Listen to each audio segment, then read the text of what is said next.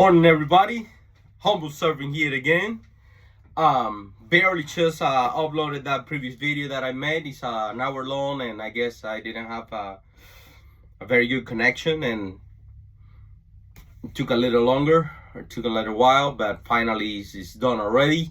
I'm trying to fight through this trap that we were talking the other day, in which you're fresh in the morning and sharp and this and that, and then you're kind of more tired and diminished by the evening. So I want to start doing things a little different, and maybe doing the videos while I am more, sharper in the morning, fresher, let's say. So this is gonna be the second part of The Veil Have Fallen. Obviously it's gonna be shorter because now that you do know and understand all these concepts that I gave you on the previous one, it will be way quicker to understand where we are, what we're doing, and maybe we can start working and moving forward in a different direction that allow us to get out of this situation in which we are country-wise. So I just want to share this morning with you a little bit. Let's see if I can turn this around, and I cannot. Okay, well, doesn't matter. The main thing here is that now that I explained to you how government works, and now that you do understand that government is a huge funnel, a huge machine that on one side, and let's say with one arm, it sucks wealth out of you, me, regular people, workers, etc. Let's say through taxation, by force, at gunpoint, getting money from you, or through inflation with the printing press and all that. Once you do understand that the government is a huge machine that sucks money out of you, and thus take all of that money and gives it to what they call private property or private enterprise, but it's not. It's just, let's say, the private arm of government, which is not private, obviously, because it's government. So it takes money from you, it gives up to them, and right in the middle, there is this thing called the big laundry machine called Wall Street, the stock markets and all that. And that is the mechanism that they use to grab money from you and invest. Because, that's the words that they use in these private arms of the company, of the government, pretty much. Now that you do understand this, it's important that you focus on this. Arm, I take from you, I give to them, and right in the middle, there is this big laundry machine, Wall Street, and that is where the money have to go through in order to get to this other part of the equation. Now that you understand this, and now that you do understand how government works, now let's go to part 2, and let's see what government does. You do know already how government works. Now you need to see what government does. Now, in order for this to work, let's cut. Remember, there is this big machine in the middle, big laundry machine, Wall Street, and what they call the market, which is just nothing. It's just a big laundry machine. Let's cut where all this money is going. And always remember, the government is the monopoly in the use of force. They do have a monopoly in the use of force. They are the only ones that can take by force from you legally. Keep this in mind and give to whoever they see fit. Therefore, making them the ones that are putting you in debt and in poverty and in all of the other inflation and all of the other things.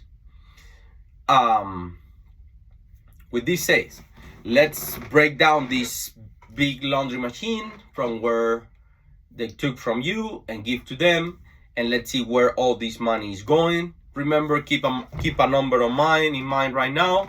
You and me are, and everybody else, but them, they don't care because they do have the money already. You are $40 trillion in debt as for right now. 40 trillion. You have no idea how many zeros that is. You have $40 trillion in debt, and you have to ask yourself, well, where is this money? Where did this money go to? And I'm gonna tell you right now, $40 trillion in debt, because if you look to your life, you see my life have not improved at all in a way that I can justify this country being $40 trillion in debt. You do not have access to free health care, so the money obviously is not going there. Not for you, at least. You do not have access to public services, quality public services, or a big, strong safety net. You, maybe a few here and there, they do, because communism always works, but only for a tiny minority. And only when they have a huge majority working to keep this very tiny minority well and alive. So if you implement it in that particular way, it might work. But in order for it to work long term, and not even long term, we're talking a few years. But I digress. But let's finish the thought. In order for it to work, you have to be voluntary. So communism always works voluntarily if there is a huge majority on the bottom that is working for a tiny majority on the top, and it is voluntary. It never happens, at least in a very, very tiny, small set of circumstances. Country-wise, it will never work, because voluntarily you're not gonna continue to work harder and harder and harder and harder and neglect your own needs and your family's needs, so there is a tiny group of people at the very top that gets all of the benefits. That is not gonna happen voluntarily, country-wise. They might lie to you, though, which is where we were, because now you do have this knowledge, so you are not sleeping anymore. They might lie to you and tell you that you have to work harder and harder and harder and neglect your own family's needs and your own needs. And they might give you a reason that you might be confused about, and you might bite into that apple, and you might think you're doing something good. But I think everybody's waking up right now, and I don't think people are falling for that anymore. So let's say, I don't know, what reason could it be? I don't want to put a weird example. Well, the thing is that people have been working harder and harder, and they have been neglecting their own needs and their family's needs in order to allow this government to take and take and take and take and take to give to people that have it all already. But under the disguise that you're working for something great or greater, which are not, by the way. Now, where does this work?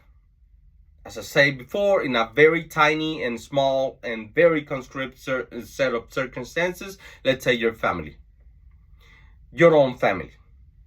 And there is mama, and there is grandpa, and there is grandma, and there is uncle, and there is, I don't know, like 5 or 6 guys at the bottom. And then you have a kid, you have a baby. Now, all of a sudden, everybody in that family is working to keep that kid alive. That, in that particular very limited small set of circumstances, communism works. That is communism, literally. There is this kid at the top, very tiny small minority, that gets all of the benefits of all of these people working harder, so he can have a shot, he or she can have a shot at life. A shot at life. And that's beautiful. But that only works voluntarily, because people, the family, mom and dad and grandma and the whole 9, are working voluntarily, and they're working harder, most definitely, to keep this kid alive, pretty much. At the end of the day, that is what it is. And make sure he survives, he or she survives and have a beautiful life. That only works once again when it's voluntary, one. And number 2, even though it's family, for a limited period of time, because when this kid grows, he or she is expected to do his part. He or she is expected to get up and go to work, or build something, or produce something, or create something that allows this person to be self-sufficient. He cannot be dependent on his family or her family forever. Limited time, limited set of circumstances. Okay, with this said, let's go back to what government, how government works and what government does. Let's break down this big laundry machine on the 3 places where your money, and mine too, is going. $40 trillion in debt. Obviously, you don't have services, you don't have a safety net, you don't have nothing that can justify that amount of money going anywhere. And if you think that maybe Medicare or whatever other very tiny small government program that for a very tiny amount of population is taking all this money, you're wrong. Where the money is going is to these 3 branches. Keep this in mind. This is important. $40 trillion in debt. They are all right here. We're gonna call them complexes. And the first one is gonna be the MIC complex. What does MIC complex mean? Great. That means military industrial complex. That is where part of that money is going. The second one, which there are 3 of them, remember, you got the MIC, let's call it TIC. And by TIC, what that means is technology industrial complex. Palantir, Facebook, and the other one, and the other one, and the other one, and the other one. Google, all that. All of them branches of the private arm, which is not private, but let's call it like that for the sake of the argument, of government. So, you got the TIC, Technology Industrial Complex.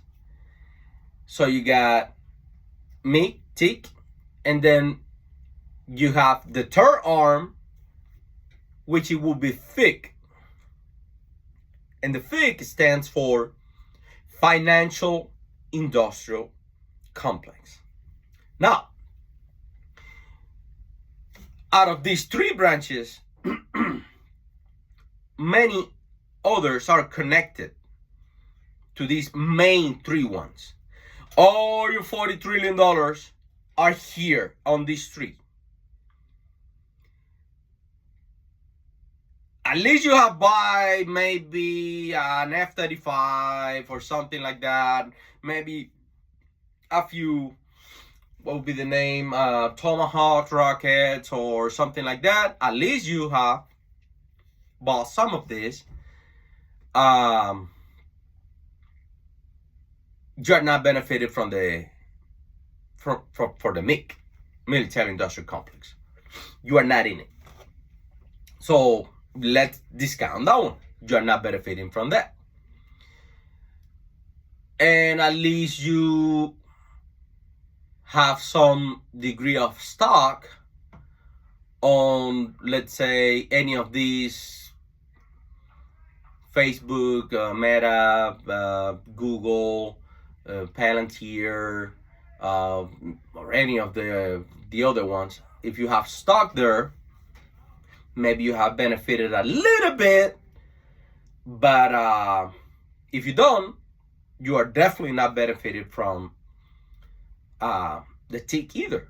So the $40 trillion have not benefited you there either. And in the event that you do have any kind of stock and you're benefiting from any of these companies, believe me, you're not benefiting $40 trillion.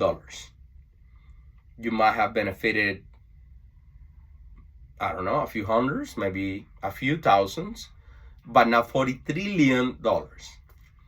That is money that the government gives straight to these people, real money to the pockets, and do not benefit you directly. And at least you own a bank and you get money at 0%, which is this class of people that we were discussing in the previous video, which do not have to exchange nothing for money. They just get money. They own money. And at least you are in that particular class, which most definitely, if you're watching this video, you're not. You're not benefiting from the financial complex either. And that's where your money's going. Now, there are other, let's say, things that are connected to this. Let's say the big pharma or other companies, other big, let's say, conglomerates that have benefited from this $40 trillion.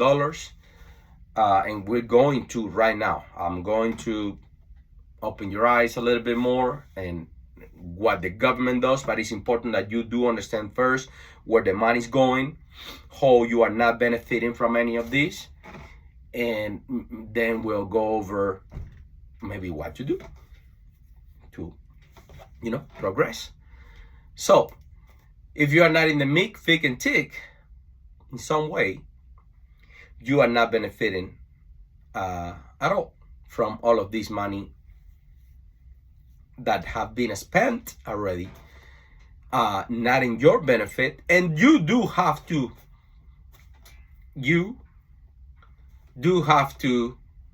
pay for now. You do have to pay for things that do not benefit you, and you have no choice. It's like me buying a car and enjoying the car and benefiting from the car and sending you the bill. You pay it.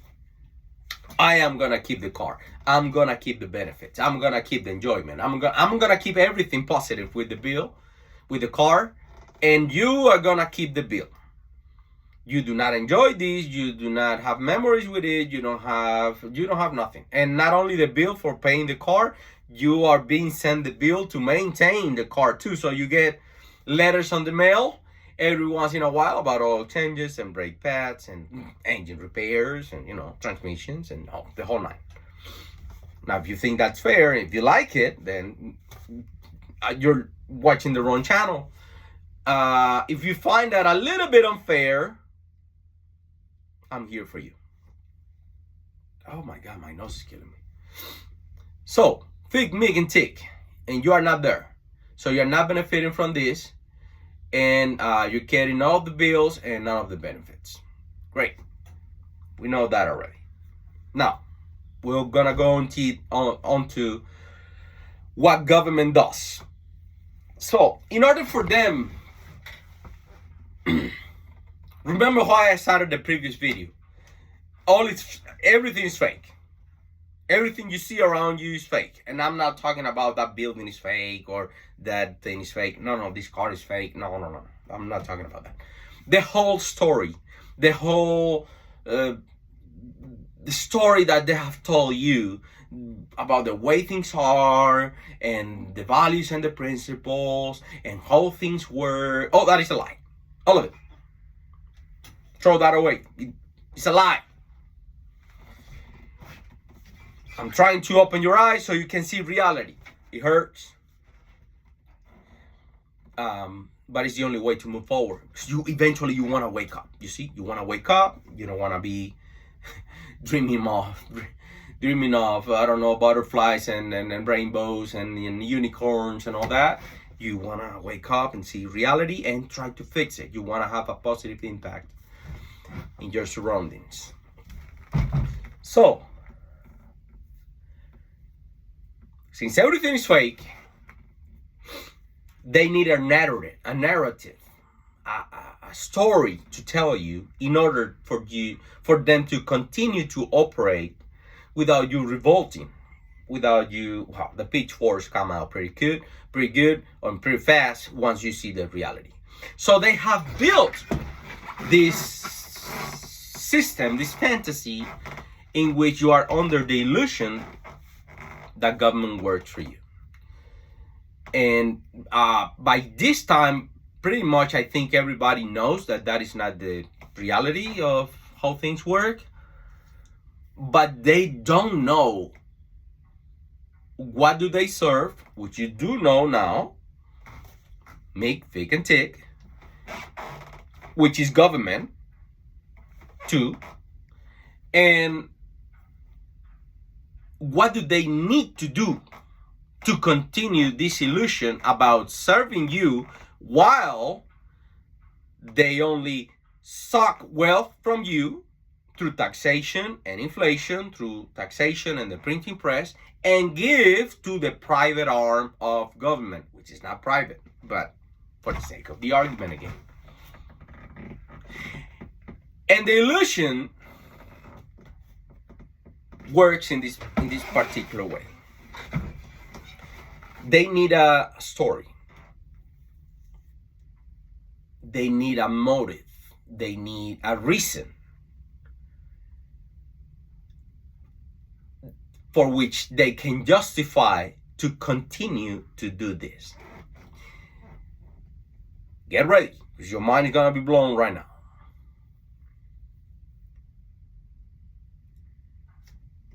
I'm gonna give you the last example of what is happening right now. Right now. Then you can extrapolate what I'm gonna give you right now, and you can start seeing this and using this to each other administration that have come before. Because you did not woke up today $40 trillion in debt, and yesterday you were at zero. That is not how things work. You woke up today at $40 trillion in debt, but the week before there was 36, and the weeks before there was 32, and the weeks before there was 30, and the weeks before, you see, incremental. So, some stories and some, what is the word that I'm looking for?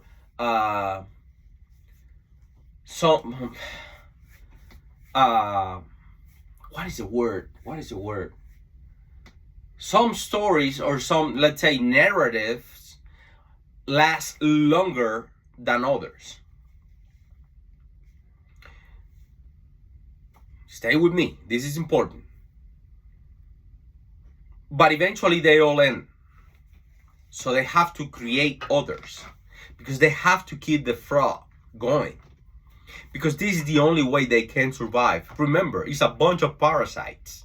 They are unable to create and maintain anything. So they depend, this very tiny minority at the top is fully dependent on you being asleep and working, obviously, so they can continuously take and take and take and take more and more and more and more, and print more and more and more and more, and making you poorer and poorer and poorer and poorer. They need the illusion. It's an illusion. It's not real. The system is not real.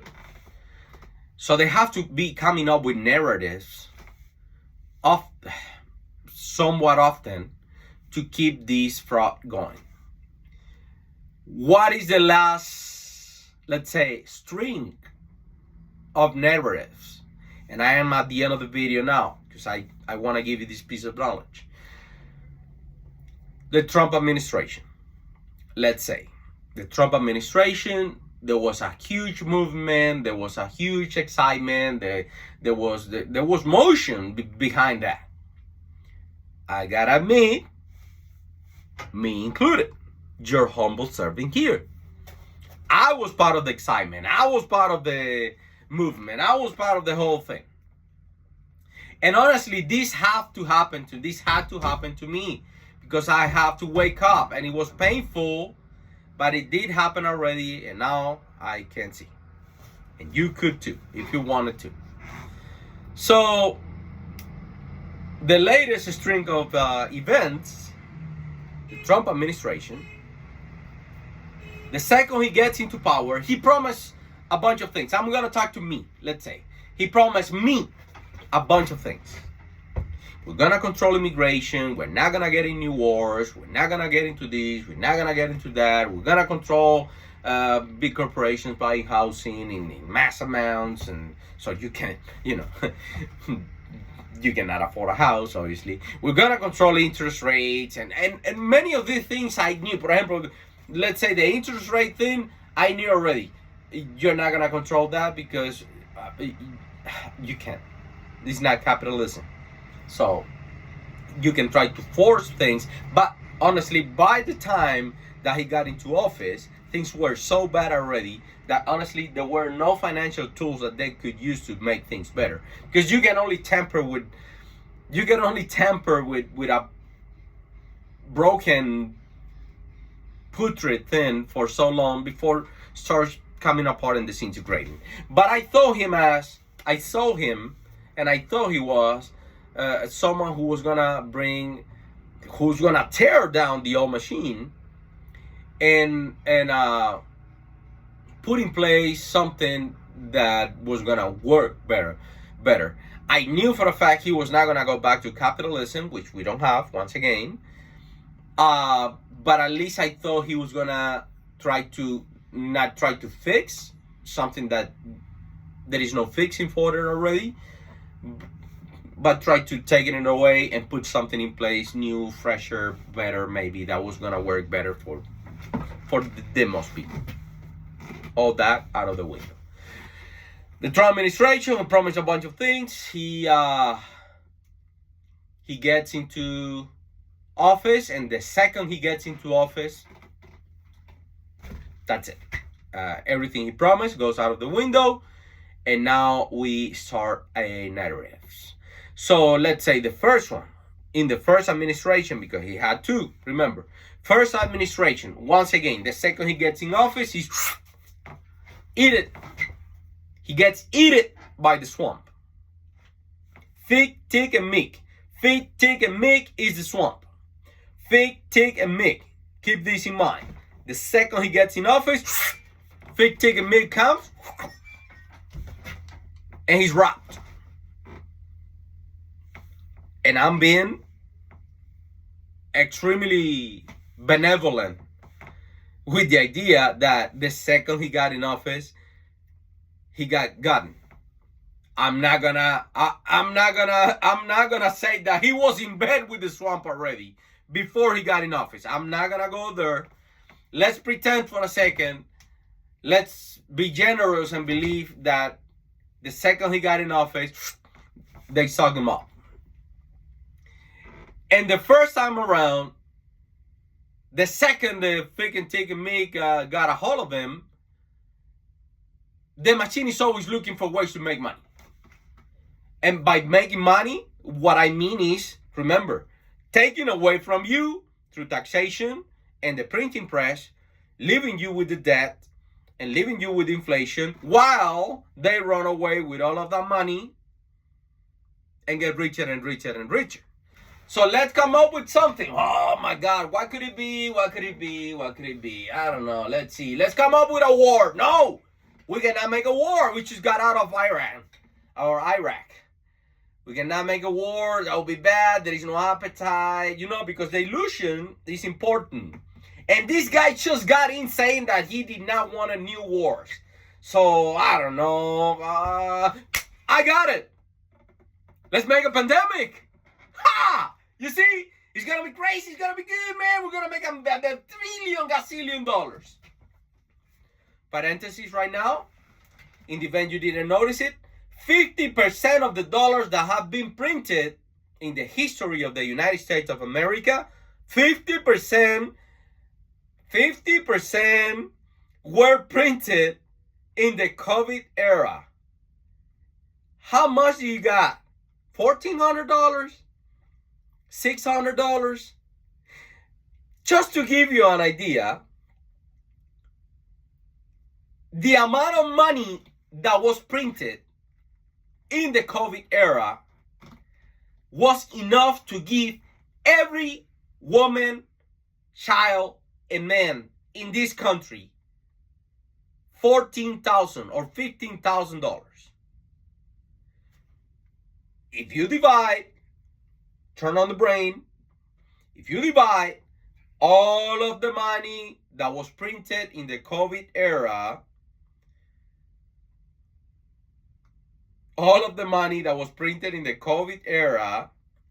if you divide all that money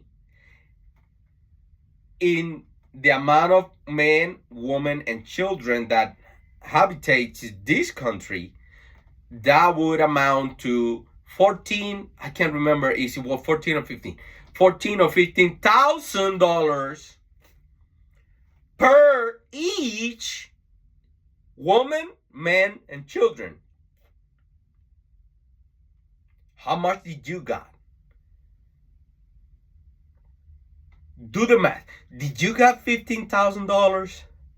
$14,000? Did you got anything resembling to that? No, I know you didn't. Okay. So let's come up with a pandemic. Yeah, that'll be awesome. Let's do that. Fire the printing press really quick. We're going to print a bunch of money, and we're going to, at that time, if I remember right, we were around 20-something trillion dollars in debt, country-wise. 20-something. You are at 40 right now. Imagine the amount of drift that half